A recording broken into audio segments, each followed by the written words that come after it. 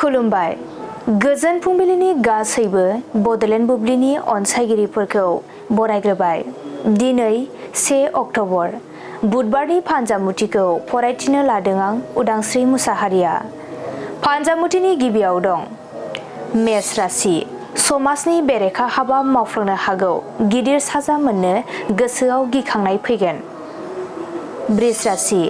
मोजां मोनलायनायनि गेजेराव सन्देह सोमजिलायनो हागौ। सोमोन्दो नागारलायनाय जागोन। मिथुन राशि।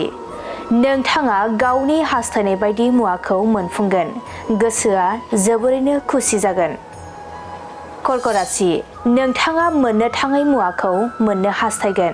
गोसोआव बायदि साननाय सोमजिगोन। सिंह राशि। नोंथांनि मोननांगौ हाबाया गुबुननि जानो हागौ। गाज्रि सानजागोन। कन्या राशि। नोंथाङा मोजां हाबाफारियाव आन्दायनांनो हागौ। गावनि थाखाय दुखु मोनगोन। तुला राशि। नखराव जानाय जेंनाया जोबस्रांगोन।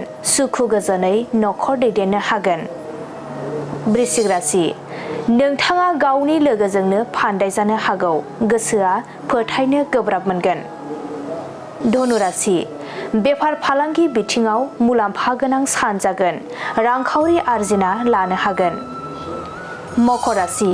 नोंथांनि अहंकारनि थाखायनो लोगोथिनि सोमोन्दोआ गावस्रानो हागौ। गोसो हमथानांगोन। कुम्भ राशि।